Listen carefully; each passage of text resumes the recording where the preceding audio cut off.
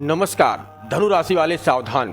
जी हाँ मित्रों, 2 अप्रैल 2026 को ऐसे दो ग्रह आपके सुख भाव में अब मौजूद रहने वाले हैं। तो ये दोनों ग्रहों का जब भी मिलन होता है तो कहीं ना कहीं इन ग्रहों से कुछ सावधान रहने वाली दृष्टियां भी बनती हैं। तो आइए आपको बताते हैं कि इस समय धनु यानी कि सैजिटेरियस राशि वालों के लिए इस समय क्या कहाँ सावधान रहने की जरूरत है। क्या नौकरी और व्यापार या वैवाहिक जीवन में संतुलन बना रहेगा, या जीवन में जो है सफलता मिलने के योग बन रहे हैं। अप्रैल की शुरुआत में ही यह द्वंद्व योग क्या आपको कोई नुकसान दे सकता है, तो एक एक करके हम समझेंगे और आपको बताएंगे कि मंगल शनि का यह योग आपके सुख भाव में क्या कोई सुख में कमी देने की योजना बना रहा है और ये कितना कारगर है और आपके किस क्षेत्र में यह अधिक से अधिक सफलता दिलाता है। दोस्तों, आपकी राशि अगर धनु है तो इस वीडियो को तनक भी मिस मत करिएगा, क्योंकि अप्रैल की शुरुआत में ही आपको यह समझ में आ जाएगा कि यह अप्रैल का महीना आपके लिए कितना महत्वपूर्ण रहने वाला है और कौन कौन से क्षेत्रों में आपको लाभ मिलने वाला है। चलिए दोस्तों, शुरुआत करते हैं। इससे पहले मैं अपना इंट्रोडक्शन दे दूं। मैं हूं पंडित आर के पाठक और आप देख रहे हैं अपना ही YouTube channel all is well राशिफल। मित्रों, मंगल शनि के साथ में जब इनका एक ही ग्रह के साथ में आना होता है इसे द्वंद्व योग कहते हैं, और यह योग कहीं ना कहीं घातक भी होता है, क्योंकि दोनों ग्रह अलग अलग प्रवृत्ति के हैं।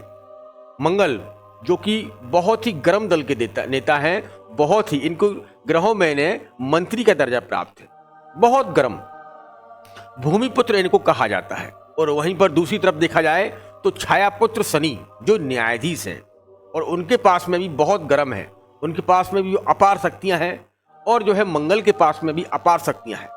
ये दोनों ग्रह जब आते हैं तो एक टकराव महसूस होता है। अब वो आपके सुख भाव में हो रहा है और 4th हाउस में बैठे हुए देखा जाए तो यह मीन राशि में ग्रह गोचर हुआ है धनु राशि वाले। तो मंगल भूमि के कारक और शनि आपके न्यायाधीश के कारक आपके सुख भाव में बैठे हैं। तो कौन सी चीजों पर सावधानी रखने की जरूरत है? सबसे पहले देखिए, सुख भाव में इस समय परिवार सुख के लिए यह सप्ताह थोड़ा अनुकूल नहीं है। कहने का मतलब है संबंधों में खटास आ सकती है, संबंधों में गिरावट आ सकती है। आ रही हो तो मुझे बताना।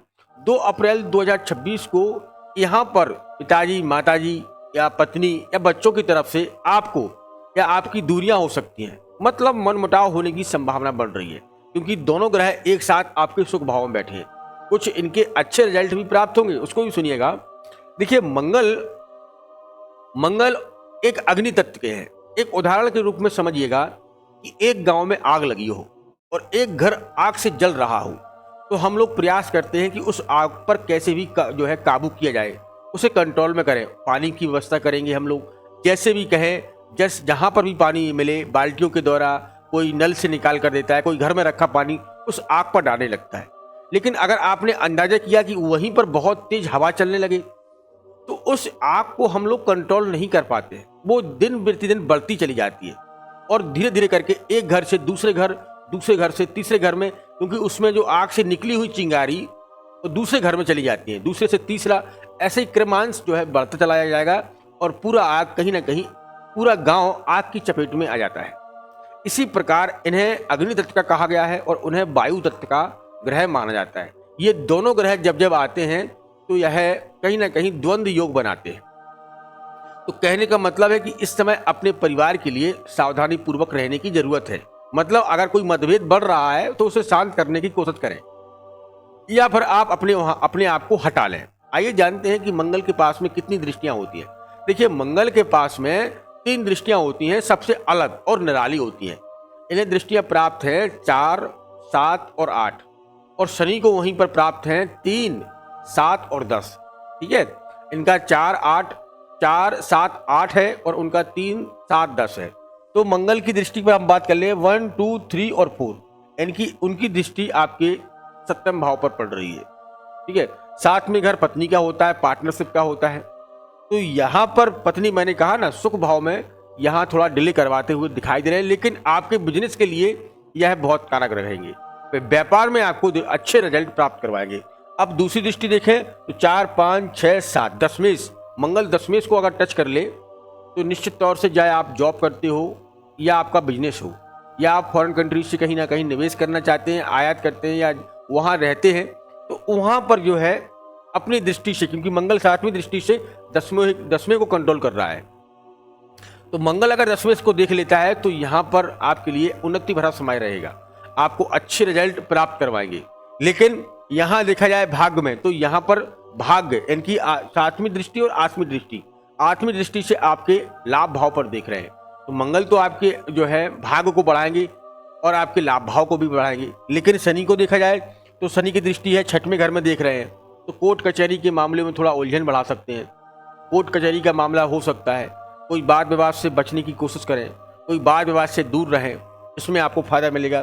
7वीं दृष्टि देखें तो आपके 10वें में बढ़ रही है, तो कोई भी चीज़ लेन देन करने से पहले थोड़ा कागजी कार्रवाई कर लें, क्योंकि उन्हें न्यायाधीश कहा जाता है। हर चीज़ में देख परख कर करें तो आपको लाभ मिलेगा। आंखें बंद करके कोई भी कार्य ना करें, कहने का मतलब है देख परख कर करें। 10वें का स्वामी, अगर आपका ट्रांसफ़र हो रहा है तो उससे देखें कि आप ट्रांसफ़र आपके लिए उचित है या नहीं है। अगर नहीं है तो बोलिएगा कि साहब मुझे ट्रांसफ़र अभी नहीं चाहिए, प्रमोशन नहीं चाहिए, तो कहीं ना कहीं आपकी बात कहीं ना कहीं कोई बॉस सुन सकता है और आपका ट्रांसफ़र रोक सकता है।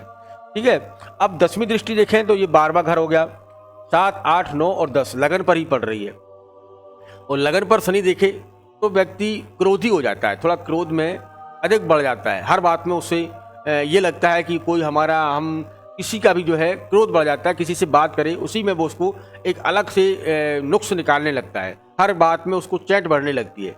यही कारण होता है कि जब मंगल शनि के साथ में यहाँ जो है योग बनाते हैं तो निश्चित तौर से हर चीज़ में आपको एक नुक्स दिखाने लगेगी, अरे ये ऐसा नहीं है, वो नहीं है जो है, तो इन चीज़ों पर आपको ध्यान करना है। अब हम आपको कुछ रेमेडी भी शेयर कर रहे हैं, इन रेमेडियों को भी आप काम करना, क्योंकि जब मंगल और शनि का यह द्वंद्व योग कहीं ना कहीं आपको हानि ना पहुंचा जाए, उसके लिए आप एक ही रेमेडी करना, हनुमान जी की सेवा। मंगलवार के दिन हनुमान जी के मंदिर जाएं, उनकी सेवा करिएगा, और हो सके तो सुंदरकांड के साथ में बजरंग बाण का पाठ करिएगा। निश्चित तौर से यहाँ लाभ दिलाएंगे, आपकी हर एक इच्छा को पूरी करवाएंगे हनुमान जी महाराज।